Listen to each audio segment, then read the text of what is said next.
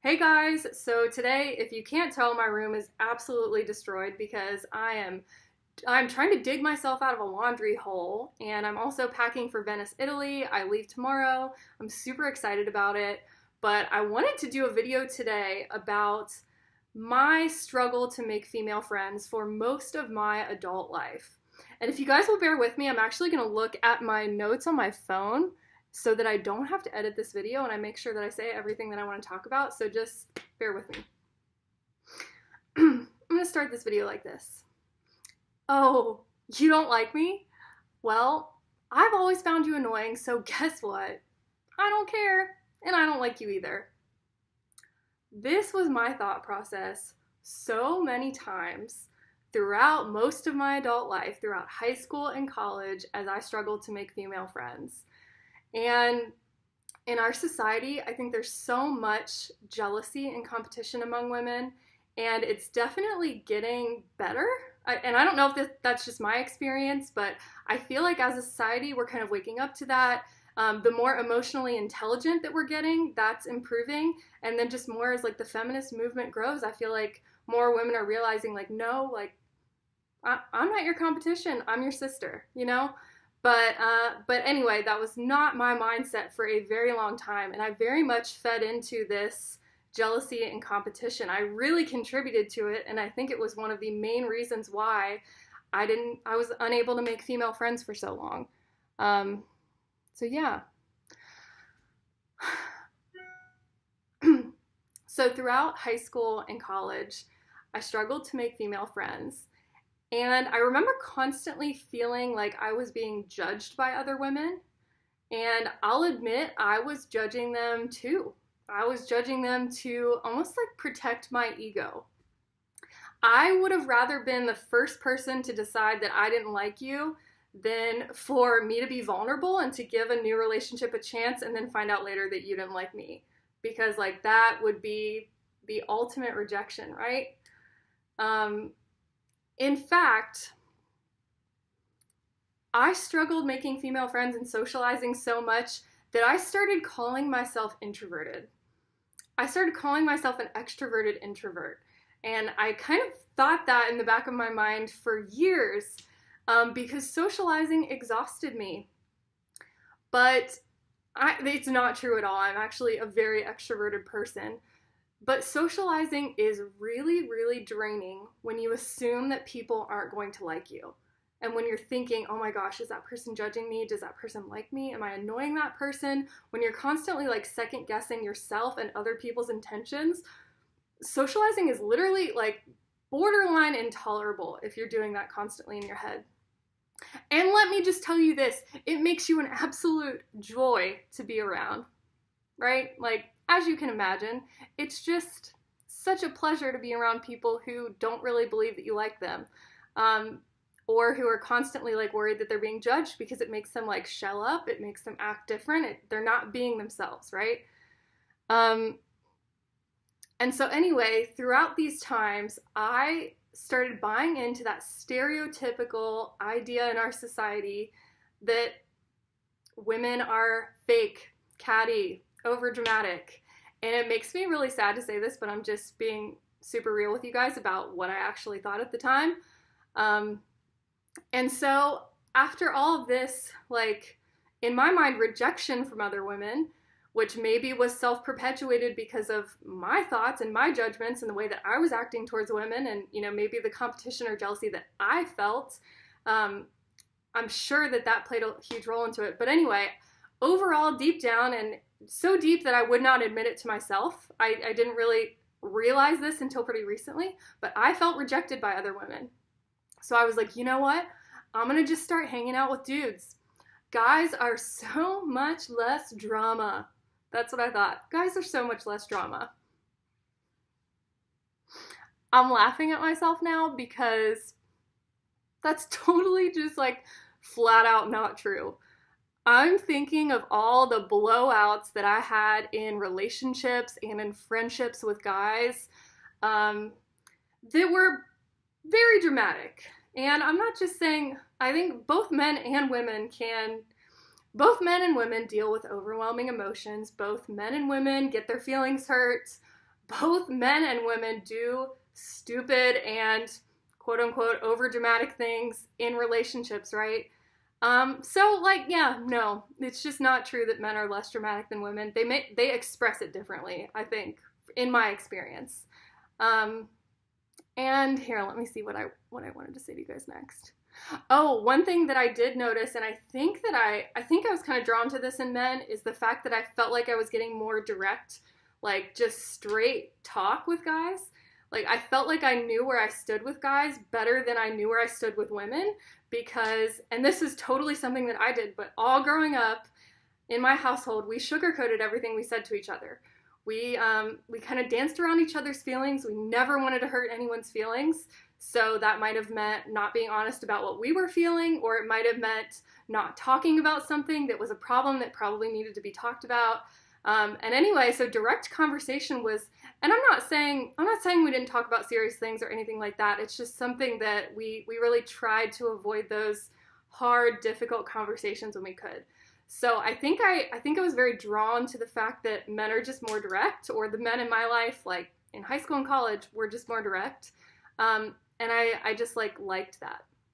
That felt like less drama to me. But again, two different types of drama. Like, myth busted, guys are not less drama than girls. Just not true. So along those lines of kind of like sugarcoating things, I was not speaking my truth. I was not being honest with people about how I felt. Especially if someone was doing something that made me uncomfortable, that made me upset, anything like that. I didn't want to be that like bitchy girl that would just call that person out, or even just I didn't want to say something and have someone feel like bad or disappointed or anything like that. So I really tried to just go with the flow, be the cool girl who's just like down for anything, you know what I mean? And so anyway, that definitely led to me just trying, well, and I was having trouble fitting in with the females, right? So that definitely led to me just trying to be the cool girl with the guys. And I'm not saying all the relationships I developed in high school and college were fake, or that I don't still really value them, because I had a lot of really amazing relationships and still do to this day. My husband and I met in high school. But I was definitely like that girl that was just trying to fit in with the guys, to the point where I started really rejecting anything that was feminine. So I was like, ooh, like feminine, pink, like anything to do with like facials and manicures. I'm like, ooh, that's not for me. That's gross. That's girly. Which like makes me sad, because I don't know, just in my mind, I was like, I felt so rejected by females and feminine things that I almost wanted to reject anything feminine. And then that definitely also fell in line with like being one of the guys, right? I would drink cheap beer, like bong cheap beer, burp, play video games, like cuss, talk about dirty things. Like I would do whatever it took to fit in with the guys. And I mean, generally, I still am someone, and I think a lot of people feel this way, who likes to fit in. And if I find out what someone likes, I want to talk about that more. And, you know, I want them to like me. Just as I'm sure, you know, most people want to be liked. But I digress. I was definitely more going into like, feminine things suck, dude things are cool, and I'm just one of the guys. And like, I do feel like I developed a lot more guy friendships, and just guys were more drawn to me than girls were. And that led to more and more females, like those friendships were just not happening, especially because I'm sure they would hang around me and they'd be like, Chelsea has no interest in being my friend. She just wants to be one of the dudes. And I'm sure they could kind of see through that too, because I was totally someone who was like, yeah, sports, the best ever, love them, 10 out of 10. When in reality, like, I don't like sports, no interest in sports. I will watch UK if they get into like the final games. I'll cheer them on, and like I can actually get excited in that case. But for the most part, I don't like sports at all. So I'm sure other like females, especially like, I feel like females are just very intuitive. So I feel like they were just like, no, I'm not buying that. Like, she's being fake. And to a certain, I hate that word fake. I do. And I think really it was because people called me fake growing up, and that really hurt my feelings. But I actually get what they were saying by it. I was sugarcoating how I felt, or just not being honest with how I felt, or I was like playing a part, like playing a role, trying to fit in with a group of people. So I was not just like letting my true self shine. So that, I guess, you know, is fake. And as much as it sucks to hear, I do feel like my fakeness, or, you know, me like playing a role, putting on a show, was another reason that I was not able to make close female friendships. And I wouldn't even admit to myself, because for years I was like, I prefer guys, like guys are great. I wouldn't even admit to myself that I really wanted to have a close female friend. But I so desperately wanted one. And I did not realize that I was the one pushing those women away when I met them. So sometimes, I'll end with this. Sometimes it feels safer to be the first one to judge the other person. And I think that this is how I felt when I was trying to make these female friends. It's almost like a defense mechanism of like, oh, you don't like me? Well, guess what? I already didn't like you because you've already annoyed me by doing X, Y, Z. So it's fine. We don't have to be friends. I'm cool with it. No sweat off my back. That's like the mentality I had. And it was totally a mentality that was rejecting any potential friendships from coming to play. So yeah, when we feel like it's safer to be the first one to judge, the vicious cycle carries on. You feel judged, you judge, and then together we squash some of the most amazing potential female friendships. And it took me years of reading self-improvement books and watching videos like Brene Brown's TED Talks.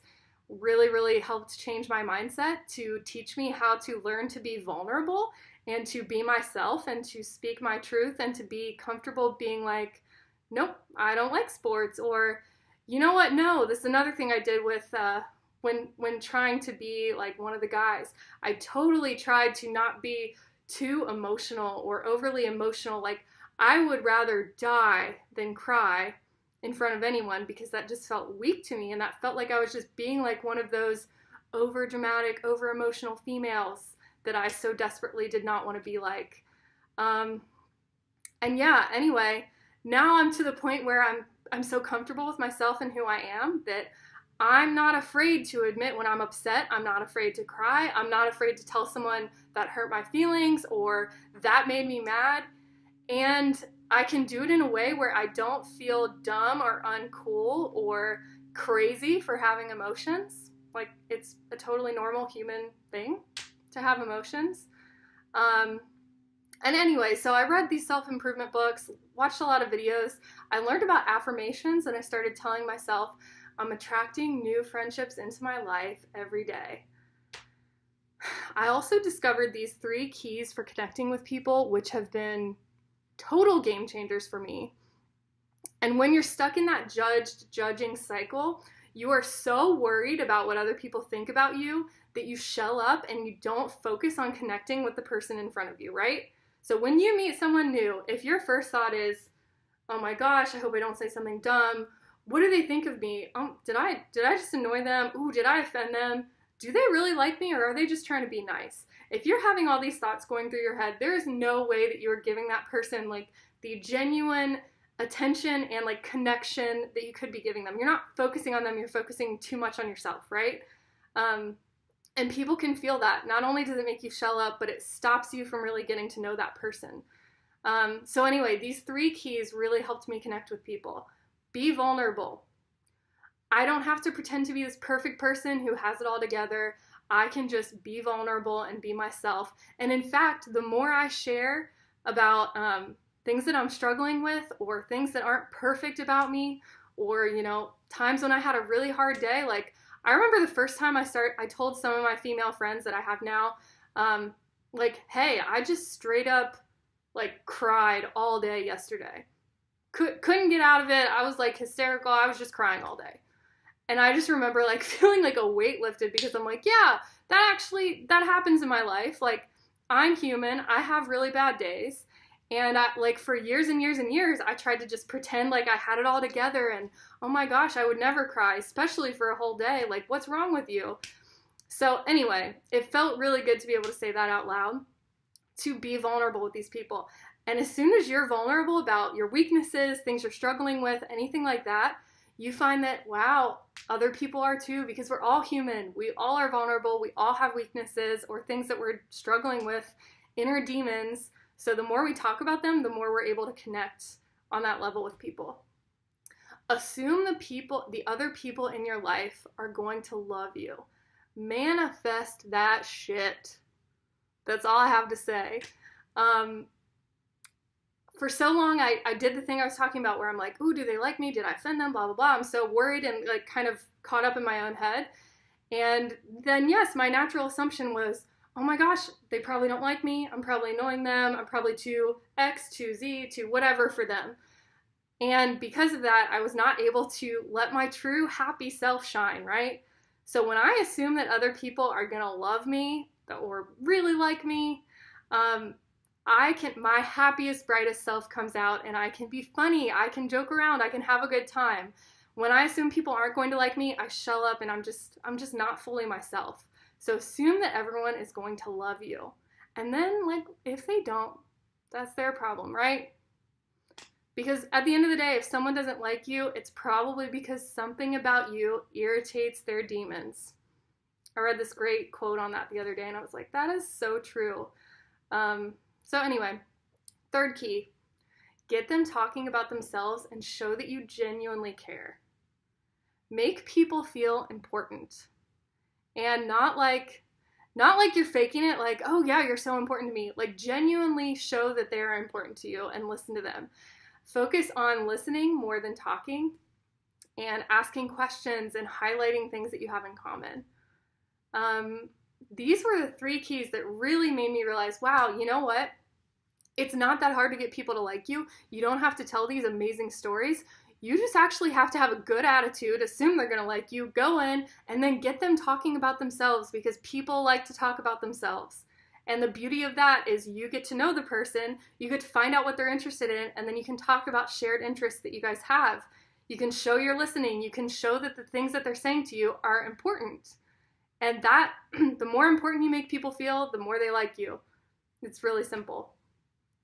And then the last thing I'll end with, because I know this video is getting really long, is putting myself in more places to be able to make friends. I know that's difficult, especially like if it's easier to make friends in school, and then, once you're an adult, you have maybe you have work, you have church if you go to church. If you don't have that. And personally for me, I just found it very difficult to find female adult friends that I was so desperately looking for. So I actually literally set up Facebook and Instagram ads last year, created an organization to attract female friends into my life, literally.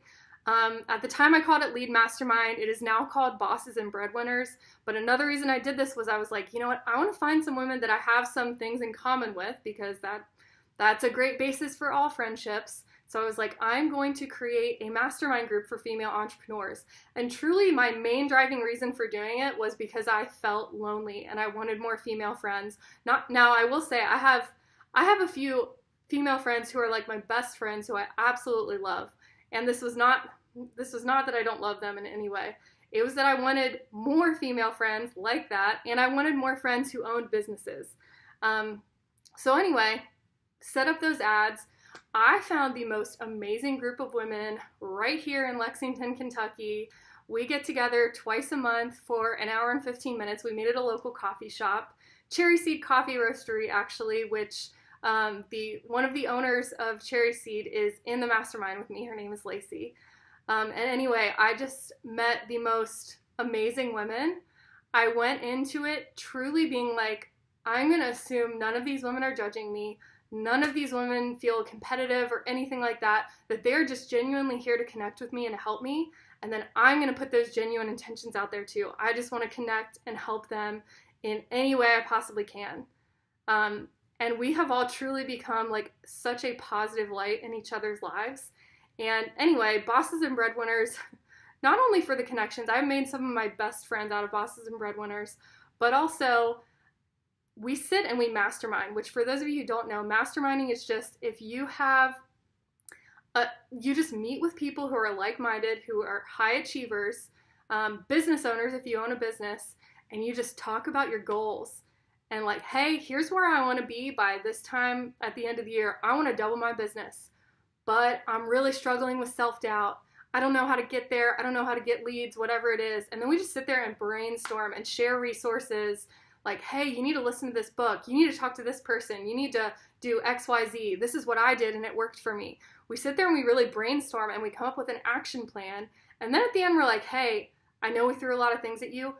What do you feel like is like number 1 and number 2 priority? Because I don't want you to leave feeling overwhelmed. And we really come up with a very clear vision of what your next steps are to get you to that goal. And that goal might be a goal in your business. It might be a personal goal. It might be a health goal. It might be just like a mindset and like confidence goal. But anyway, there's just something so incredible about being in an environment where the purpose of us getting together is to make each other's lives better and to make each and every person there a more confident version of themselves. There's something so magical about that, because I think this happens unintentionally, but a lot of times, especially like because our culture is very like just a heavy like alcohol fueled culture, a lot of times friend groups get together and get drunk on the weekends, and they all leave that experience feeling like a less confident version of themselves, right? And not because they're not good friends, not because they're not connecting with each other, but because just like by nature, whether it's getting drunk, doing or saying things that you didn't mean, or just like literally feeling hungover and feeling bad the next day, like you leave that experience feeling like a less confident version of yourself. And if you do that over and over and over and over, it can really take a toll on your overall health, happiness, on your ability to reach your goals. I'll probably do another video about this because this is something I'm very passionate about. I really felt like me cutting back on my binge drinking was doing me no favors. Anyway, that's for another video. But those are really the 3 keys to connecting with people. And then I had to like put myself in a situation where I was going to be able to find friends. And Bosses and Breadwinners has been the way that I've done that. And I'm really excited to spread the word. I'm growing the organization nationally. I'm glad I'm saying that while I look super professional in my super messy room right now. But anyway, growing it nationally, and it's changed my life, and I'm really excited to help it change other women's lives. But yeah, I hope this video helped you in some way. I just wanted to be super honest about the things I struggled with in making female friends, and I'll just stop by saying I'm so grateful for all of the amazing female friendships in my life. You guys are amazing. I love you so much.